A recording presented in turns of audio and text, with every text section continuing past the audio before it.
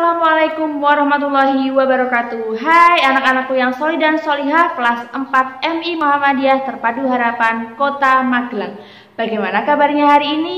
Semoga semuanya dalam keadaan sehat dan semangat untuk belajar. Baik anak-anakku, bertemu lagi dengan Bu Esti hari ini dalam pembelajaran tematik. Nah, pada pertemuan hari ini kita sudah memasuki di tema 3. Akan tetapi, sebelum kita mulai pembelajaran hari ini, mari kita berdoa terlebih dahulu agar pembelajaran hari ini mudah untuk dimengerti. Berdoa mulai. Berdoa selesai. Nah, pada pertemuan hari ini kita akan membahas tentang bagian-bagian dari tumbuhan mulai dari akar hingga bunga. Kemudian setelah itu kita akan membahas fungsi-fungsi dari setiap bagian tersebut. Nah, melanjutkan materi setelah bagian dalam tumbuhan, kita juga akan mempelajari hak dan kewajiban kita terhadap tumbuhan. Setelah itu, kita akan mencoba mengulas tentang wawancara. Nah, nanti untuk tugasnya, anak-anak akan melakukan wawancara dengan orang yang ada di sekitar anak-anak. Nah, seperti apa materinya? Pasti sudah tidak sabar ya untuk belajar hari ini. Yuk, langsung saja kita simak materi berikut ini. Baik anak-anakku, hari ini kita akan membahas tentang tema 3, yaitu peduli terhadap makhluk hidup. Subtema 1. Nah, anak-anak, setiap tumbuhan memiliki bagian dan fungsinya tertentu. Bu Esti punya gambar, ada sebuah pohon di mana terdapat bagian-bagiannya. Yang pertama kita lihat dari bawah, itu adalah akar. Kemudian kita lihat lagi agak ke atas, itu namanya batang. Selanjutnya yang berwarna hijau itu adalah daun. Nah, setelah itu kita lihat lagi di atas itu ada yang namanya biji. Kemudian ada lagi yang namanya buah dan yang terakhir adalah bunga. Nah, kalau anak-anak lihat di video sebelumnya, Bu Esti telah menjelaskan tentang bagian-bagian dalam tumbuhan. Berikut adalah alamat YouTube-nya. Nanti akan Bu Esti cantumkan di deskripsi. Silahkan bisa diklik untuk mengetahui penjelasan bagian-bagian dari tumbuhan. Kemudian kita akan membahas dari yang pertama, yaitu akar. Akar fungsinya adalah yang pertama, menyerap air dan zat hara dari tanah. Karena akar ini biasanya terletak di bawah tanah, maka dia berfungsi untuk menyerap air dan zat hara yang nanti akan disalurkan ke batang dan seluruh bagian tubuh pada tumbuhan. Yang kedua adalah menguatkan berdirinya tumbuhan. Yang ketiga adalah menyimpan cadangan makanan. Jadi akar ini juga berfungsi untuk menyimpan cadangan makanan. Nah, berikut adalah jenis-jenis akar pada tumbuhan. Yang pertama adalah akar tunggang. Yang kedua adalah akar napas.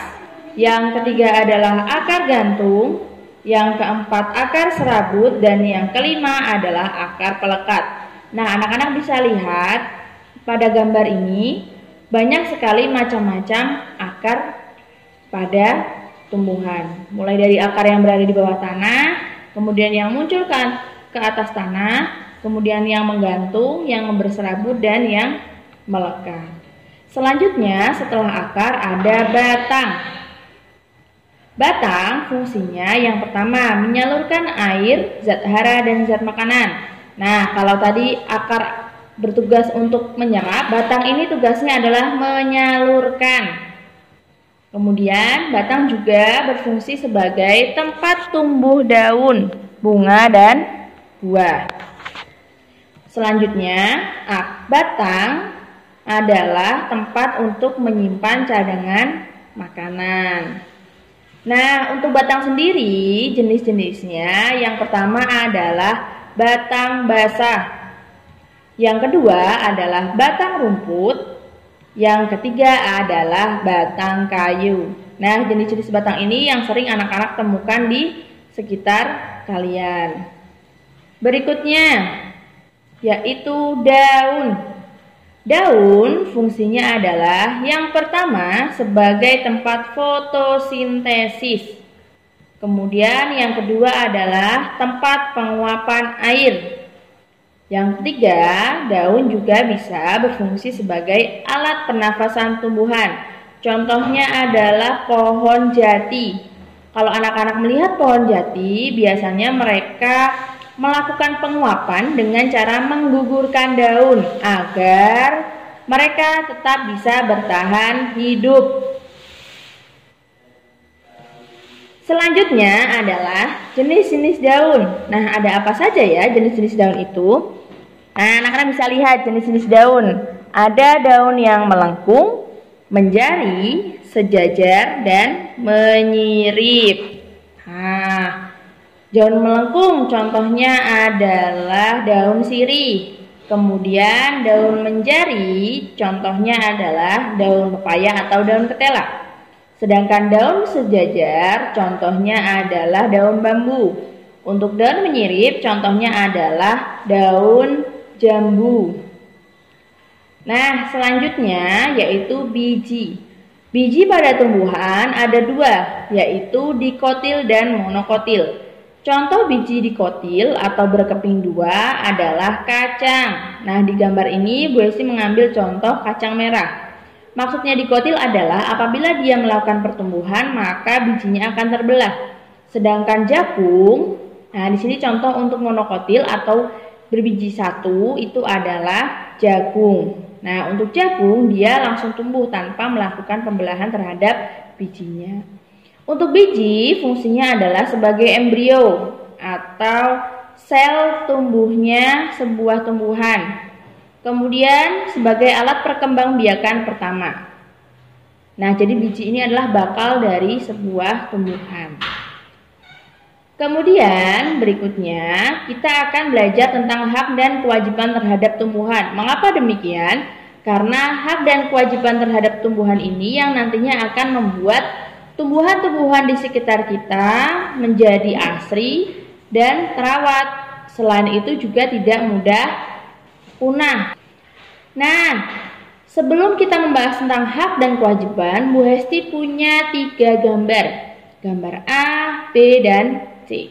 Dari ketiga gambar ini, mari kita pilih manakah yang termasuk melaksanakan kewajiban terhadap tumbuhan. Ayo, coba anak-anak tebak A, B, dan C. Manakah yang termasuk melaksanakan kewajiban terhadap tumbuhan? Ya, betul sekali. Yang melaksanakan kewajiban terhadap tumbuhan adalah gambar A dan gambar C. Mengapa demikian? Karena gambar A ini sedang menyiram tanaman, sedangkan gambar C adalah sedang melakukan penanaman di sekitar jalan. Nah, ini berfungsi untuk mengurangi yang namanya polusi. Sedangkan yang B itu tidak termasuk melaksanakan kewajiban terhadap tumbuhan karena dia malah membakar tumbuhan. Nah, kemudian apa saja ya hak-hak kita terhadap tumbuhan? Yang pertama, hak kita terhadap tumbuhan adalah mendapatkan udara yang segar. Kemudian memiliki lingkungan yang bersih. Dan yang keempat adalah memperoleh lingkungan yang nyaman. Untuk mendapatkan hak-hak ini, kita perlu melakukan yang namanya kewajiban. Nah, apa saja ya kewajiban kita terhadap tumbuhan? Yang pertama, yaitu merawat tumbuhan, mulai dari menyiram dan memberikan pupuk. Kemudian, yang kedua adalah membuang sampah pada tempatnya. Karena ketika kita membuang sampah sembarangan, kemudian sampah itu masuk ke dalam tanah, terutama untuk sampah-sampah yang tidak bisa didaur ulang, itu akan mengganggu zat hara yang ada di dalam tanah sehingga mengganggu proses pertumbuhan pada tumbuhan. Kemudian yang ketiga adalah memanfaatkan sesuai kebutuhan. Jangan karena kita melihat sebuah tumbuhan itu indah, terus kita petik untuk kita simpan. Nah, jika kita merasa bahwa tumbuhan itu indah, maka cukup dengan merawatnya agar tumbuh dengan baik. Nah, anak-anakku, hak dan kewajiban terhadap tumbuhan ini tidak hanya untuk diri kita saja ya, tetapi juga untuk orang lain. Akan tetapi, apakah kamu tahu orang lain itu sadar akan hak dan kewajiban terhadap tumbuhan? Nah, untuk mengetahui apakah orang lain itu sadar dengan hak dan kewajibannya, maka kita perlu melakukan yang namanya wawancara. Siapa yang sudah tahu apa itu wawancara? Nah, kita akan bahas yang namanya wawancara, yaitu sebuah percakapan antara dua orang atau lebih, yaitu antara narasumber dan pewawancara, dengan tujuan untuk mendapatkan yang namanya informasi. Nah, dalam wawancara kita perlu yang namanya pertanyaan untuk menggali sebuah informasi yang nanti akan diajukan kepada narasumber. Nah, untuk membuat pertanyaan berarti kita berhubungan dengan kata tanya. Ayo, siapa yang masih ingat apa saja kata tanya itu? Nah, kata tanya yang pertama adalah apa. Apa ini menanyakan sesuatu, peristiwa. Yang kedua adalah berapa. Berapa ini menanyakan jumlah. Yang ketiga adalah siapa. Siapa ini digunakan untuk menanyakan orang. Kemudian di mana. Di mana ini untuk menanyakan tempat kejadian peristiwa. Kemudian yang kelima adalah kapan. Kapan untuk menanyakan waktu terjadinya peristiwa. Yang keenam adalah mengapa. Mengapa ini untuk menanyakan sebab terjadinya peristiwa. Kemudian bagaimana? Bagaimana ini untuk menanyakan sebuah proses terjadinya peristiwa yang akan kita gali informasinya. Nah, kata tanya ini harus ada dalam pertanyaan wawancara untuk mengetahui atau untuk mendapatkan informasi dari tema yang kita tentukan untuk wawancara. Nah, anak-anakku, untuk pertanyaan wawancara yang baik itu ada beberapa macam. Kenapa harus membuat pertanyaan wawancara yang baik? Agar informasi yang kita dapatkan sesuai dengan yang kita inginkan. Nah, contoh dari pertanyaan wawancara yang baik yang pertama adalah pertanyaan disusun secara runtut, jadi berurutan. Kemudian yang kedua adalah pertanyaan saling berkaitan antara satu dengan yang lainnya. Kemudian yang ketiga adalah dimulai dari pertanyaan yang bersifat umum ke khusus. Ini supaya kita mendapatkan informasi yang detail. Kemudian yang keempat yaitu menanggapi jawaban dari narasumber. Jadi ketika narasumber memberikan jawabannya, kita menanggapi jawaban yang sudah diberikan oleh narasumber.